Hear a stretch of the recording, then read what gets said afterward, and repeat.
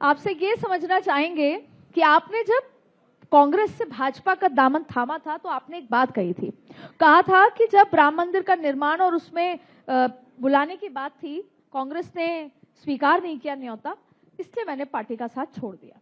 कई प्रमुख मुद्दे थे, उसमें एक ये भी था जी, कई और इश्यूज थे, डायरेक्शनलेस इश्यूज चल रहे थे। कभी आप किसी चीज का विरोध करते हो और शाम को 4 बजे उसी चीज का आपके मुख्यमंत्री समर्थन कर देता है। जी, कई बार ऐसा हुआ, अदिति जी आप तो बड़े समय से कवर करती हैं पॉलिटिकल पार्टीज को, कि 4 बजे दोपहर को 2 बजे गौरव वल्लभ एक विषय पर प्रेस कॉन्फ्रेंस कर रहा है, 4 बजे जयपुर में उसी प्रेस कॉन्फ्रेंस का विपरीत काम हो रहा है। बिल्कुल हुआ सर। तो ये इसको डायरेक्शनलेस कहते हैं। तीसरा मैंने ये भी मुद्दा उठाया था कि भाई सुबह से शाम बैठ के राम राम का नाम तो ले सकते हैं, पर वेल्थ क्रिएटर्स को गाली तो दे नहीं सकते ना। जी, जो देश में वेल्थ क्रिएट कर रहे हैं उनको सुबह उठते ही 6 बजे गर्म पानी के साथ गाली दो, तो ये तो कोई राजनीतिक दलों का कोई काम होता नहीं है। जी, तो वो मुद्दा भी था। जी, कई मुद्दे थे। एक मुद्दा ये भी था कि जिस तरह से आप मुद्दे चुनते हो, एक मुद्दा चुना, 4 दिन उस मुद्दे पे काम किया, 4 दिन बाद वो मुद्दा कहाँ चले गया आपको ही नहीं पता। तो मैंने डायरेक्शनलेस, बेसलेस कई ऐसे इश्यूज उठाए थे। एक मुद्दा ये भी था कि राजनीति तो अपनी तरफ चलती है, राजनीति की अपनी चाल होती है, अपनी रफ्तार होती है, पर भगवान राम के प्राण प्रतिष्ठा का न्योता आपको मिला हुआ है और आप न्योते पे ये लिख के देते हो कि हम तो नहीं आएंगे। तो ये राजनीतिक आपके इश्यूज हो सकते हैं, पर भगवान राम का अपमान कर रहे हो आप। कितने कितने हम जैसे आपके यहाँ बैठे हुए लोग हैं, आपके लाखों करोड़ों दर्शक हैं, उनका तो सपना होता था कि भाई प्राण प्रतिष्ठा का मौके पर उद्घाटन का हमें को न्योता मिल जाए। कितने सनातन प्रेमियों का ये विश्वास था, पर आपको न्योता मिला और आप लिख के दे रहे हो हम नहीं जाएंगे। सर, इसी से जुड़ा एक 66 करोड़ दुनिया का सबसे बड़ा समागम हुआ, और उस महाकुंभ में भी जब अभी प्रधानमंत्री ने हाल ही में संसद में जब उसके बारे में बात कही, तो राहुल जी ये कह रहे हैं कि भाई आपने ना तो वहां पर जो घटना हुई, जिनकी डेथ हुई, ना तो आपने उनको प्रेयर्स में याद किया। दूसरा, उन्होंने ये कहा कि जो युवा वहां पहुंचे उनकी नौकरियों के लिए का जवाब कौन देगा। अब देखिए अदिति जी, जिनको प्रयाग से ज्यादा वियतनाम का प्यार हो, मैं उनके बारे में क्या टिप्पणी करूं। जिनको 65 करोड़ सनातन प्रेमी जहां पर डुबकी लगा रहे हो, पर आपको समय मिला नहीं वहां जाने का, तो मैं उसके बारे में क्या टिप्पणी करूं। आपको समय हर 4 महीने में मिलता है वियतनाम जाने का, पर प्रयाग जाने का टिकट का आपके पास समय नहीं है। या तो फ्लाइट आपकी वहां उतरती नहीं है, कि ऐसा सिस्टम लगा हुआ है कि वहां आप जा नहीं सकते। मुझे समझ में नहीं आया। प्रियंका जी तो हिमाचल जाती हैं तो मंदिर जाती हैं। मुझे कोई उसमें आपत्ति नहीं है, जाओ ना और जाओ, पर मैं ये कह रहा हूं कि आप 65 करोड़ लोग, मतलब मुझे लगता है कि मेरे परिवार में एक भी ऐसा व्यक्ति नहीं है जिसको मैं जानता हूं और वो वहां नहीं गया जी। मेरे आस पड़ोस के परिवारों में ऐसा कोई व्यक्ति नहीं है जिसको मैं जानता हूं और वहां नहीं गया। तो आप वियतनाम जा सकते हो और प्रयाग नहीं जा सकते।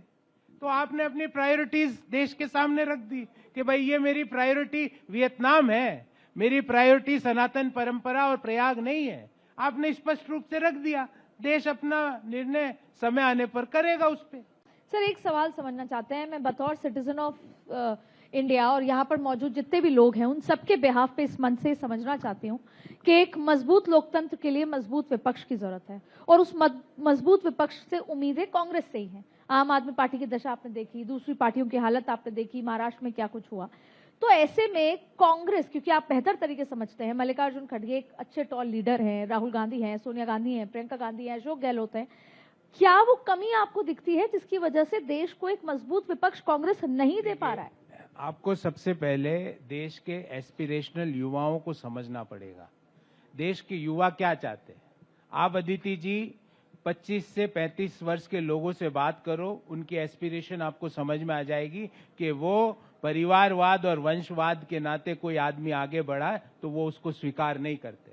और अडानी का मुद्दा, सर, अडानी मोडानी मैं आपको उस पर भी ला रहा हूं। अब आप कांग्रेस अध्यक्ष की बात करिए जी।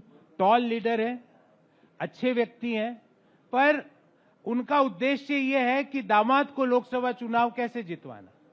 उनके दामाद का कांग्रेस में क्या कंट्रीब्यूशन था? क्या वो लोकसभा चुनाव का टिकट मिलने से पहले कांग्रेस के सदस्य भी थे? उनका उद्देश्य है कि पुत्र को कर्नाटक में और आगे कैसे पहुंचाना है। तो खुद यहां पर एमपी, दामाद लोकसभा में एमपी, पुत्र कर्नाटक में मंत्री, दूसरा परिवार, भैया एमपी, बहना एमपी, मम्मी एमपी। ये इस तरह से लोकतंत्र नहीं चल सकता। आप युवाओं की एस्पिरेशंस इस तरह से नहीं समझ सकते। जो युवा क्या चाहता है? युवा चाहता है कि भाई योग्यता के आधार पे लोगों को काम मिले। राजा का बेटा राजा तो बरसों पहले होता था, पर अब लोकतंत्र में उसकी जगह खत्म हो चुकी है। लोकतंत्र में योग्यता के हिसाब से लोगों को जगह मिलना चाहिए। कांग्रेस पार्टी में वैसा नहीं है।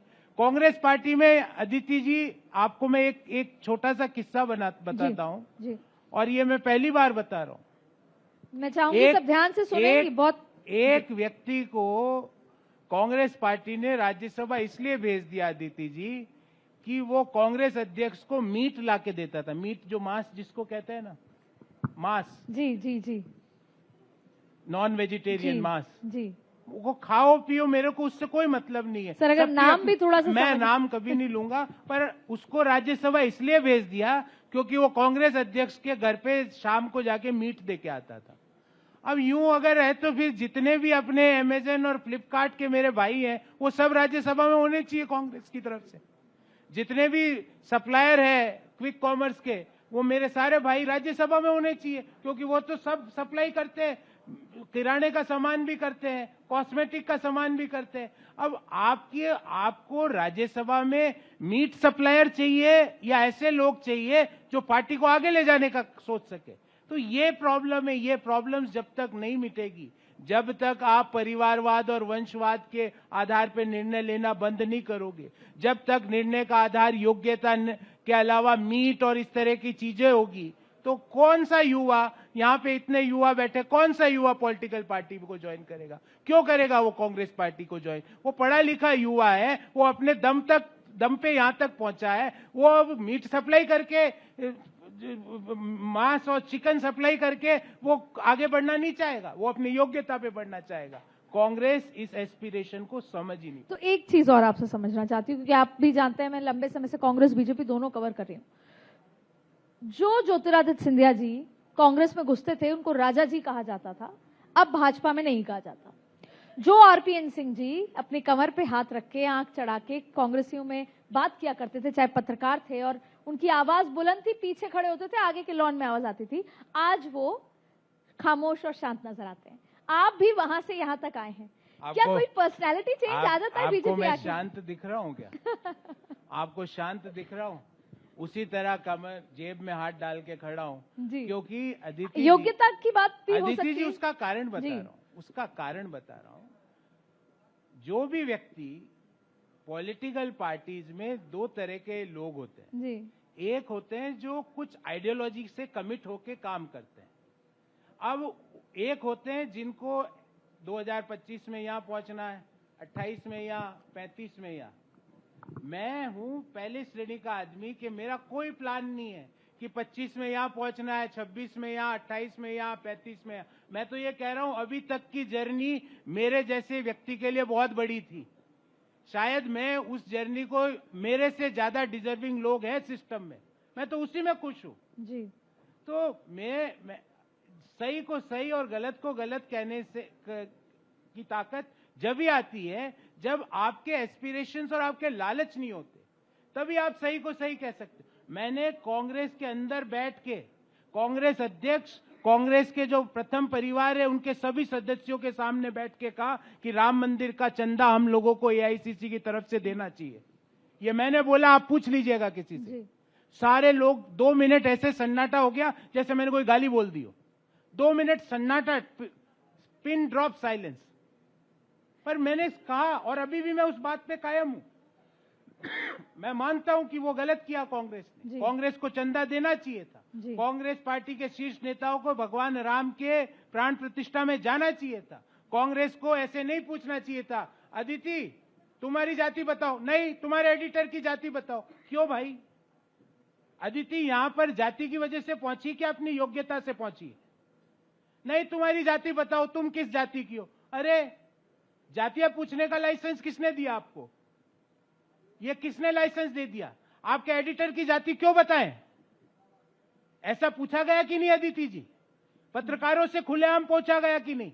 विश्व सुंदरी की जाति बताओ। अभी वो विश्व सुंदरिया बैठी थी, आपके एंकर ने पूछा ये बात कि किस जाति की हो तुम?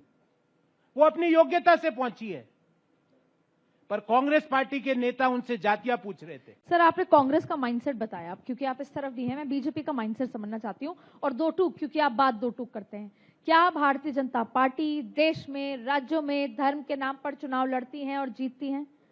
आपको ऐसा क्यों लगता है? सर, एक है तो सेफ है, कटेंगे तो बटेंगे। अदिति जी, प्रॉब्लम क्या है कि बरसों तक अपने आप को सनातनी कहना, लोगों ने अपने आप को पीछे लेना मानना शुरू कर दिया था। ऐसा कहना कि मैं इस धर्म का हूं, लोगों को लगता था मैं ये ना बोलूं जी। ऐसा वातावरण बनाया गया बरसों तक।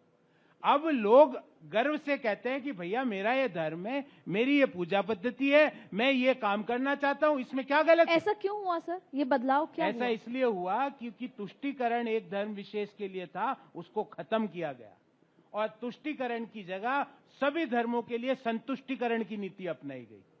तो फिर इसी से जुड़ा सर, आप तो इंटेलेक्चुअल भी हैं, औरंगजेब की कब्र थी, नहीं थी, होनी चाहिए, नहीं होनी चाहिए, हम इतने दशकों पुरानी बात ना करके आप ये बताइए अदिति जी, औरंगजेब का नाम किसने लिया सबसे पहले?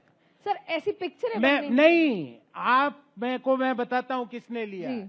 इंडिया अलायंस के पार्टनर, समाजवादी पार्टी के नेता अबू आजमी ने औरंगजेब के लिए प्रेस कॉन्फ्रेंस करी, उसके लिए कसीदे कसे, उसको बताया। मुझे पता नहीं ये कहां से उनको ज्ञान आया कि औरंगजेब के समय जीडीपी विकास दर सर्वोच्च थी, ये स्टेटमेंट दिया।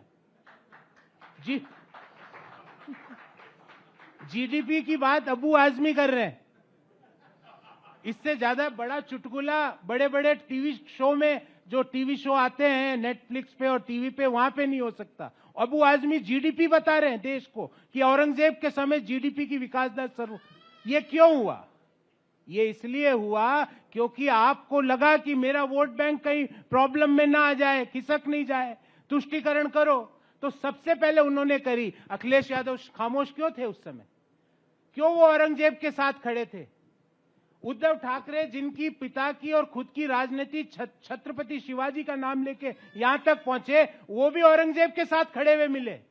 तो औरंगजेबवादी देश पर शासन नहीं कर सकते, छत्रपति शिवाजी को मानने वाले देश पे शासन करते। तो सर, ये आखिरी सवाल बहुत महत्वपूर्ण, जीडीपी को लेकर आपने जीडीपी का जिक्र किया। औरंगजेब जो मानसिकता वाले नहीं शासन कर सकते, पर क्या विकास वाले शासन कर रहे हैं? तो मैं आपसे ये सवाल पूछना चाहती हूँ, जिस तरीके से अभी स्टॉक मार्केट की हालत है, लेकिन हम बात कर रहे हैं तीसरी अर्थव्यवस्था तक पहुंचने की, हमने अभी कंज्यूमर बेस्ड इकोनॉमी हाल ही में जिस तरीके से गए, सवाल यह है कि जब निर्मला जी ने कहा कि फॉरेन इन्वेस्टमेंट को लेकर बयान आया, उसके बाद से स्टॉक मार्केट ऐसा है, क्या ये पूरा जो इकोनॉमी के लिए बूस्टअप हो रहा है कि हम इतने बड़े पहुंच गए हैं, ये कोई गुब्बारे की तरह तो नहीं है कि जरा सा सीख लगेगी और फूट जाएगा? इकोनॉमी आज के हालात में क्या है, हम कहां खड़े हैं? एक चीज मैं आपको बताना चाहता हूं और सभी दर्शकों को भी बताना चाहता हूं। Stock market, Sensex is not the barometer of growth in economy. Sensex की ऊंच नीच आर्थिक जो प्रगति है उसको नहीं दर्शाता है। इन्वेस्टर्स तो जा रहे हैं, मैं उस पर आ रहा हूं। और आज भी सेंसेक्स, जब अपन बात कर रहे हैं, सेंसेक्स ने वापस बढ़ना चालू कर दिया है। और सेंसेक्स कभी भी इतना नहीं गिरा कि पिछले 10 साल के लोवेस्ट पे चले गया, पिछले 1.5 साल के लोवेस्ट पे मिनिमम गया। और वो टेम्परेरी फेज था क्योंकि जियोपॉलिटिकल सिनारियो चेंज हो रहा था। प्रेसिडेंट ट्रंप की नीतियां अलग थी जो बाइडेन की नीतियों से, उससे जो इंटरनेशनल बिजनेस है वो इफेक्ट हो रहा था। मैं पुनः कहता हूं सारे निवेशकों को भी कि भारतीय अर्थव्यवस्था की नींव बहुत मजबूत है और सेंसेक्स आने वाले समय में आगे ही आगे, आगे ही आगे, आगे ही आगे। क्यों? क्योंकि दुनिया में एक ही चमकता सितारा है अर्थव्यवस्था के लिहाज में, वो है भारत देश। क्योंकि only country in the world, मैं एज ए इकोनॉमिस्ट बोल रहा हूं, only country in the world with high GDP, low inflation, जिसकी जीडीपी विकास दर आईएमएफ हो, वर्ल्ड बैंक हो, कोई भी अंतर्राष्ट्रीय मानक हो, जिसकी जीडीपी विकास दर 7% के आसपास आने वाले समय में रहने की उम्मीद है और जहां पर इन्फ्लेशन 4% से कम है। तो this is the shining star. कोई दुनिया की अर्थव्यवस्था नहीं है जो हाई जीडीपी लो इन्फ्लेशन पर खड़ी है। पूरी दुनिया के निवेशकों को बाध्य होकर भारतीय अर्थव्यवस्था में निवेश करना पड़ेगा, क्योंकि 7% ग्रो कोई अर्थव्यवस्था नहीं कर रही। मैं आपको एक एग्जांपल देता हूं। जापान, चीन, US, England, Italy, Germany, Indonesia, ये सारी कंट्रीज 1.5 से 2% पे ग्रो कर रही है। हम 7% पे आज भी ग्रो कर रहे हैं और आने वाले समय में ये 7 भी आगे जाएगा। और इन सारी कंट्रीज से कम इन्फ्लेशन, सीपीआई इन्फ्लेशन हमारे यहां पर है। तो only country with high growth low inflation is India. इसके कारण सेंसेक्स भी बढ़ेगा, नौकरियां भी आएगी और भारत देश आगे और बढ़ेगा।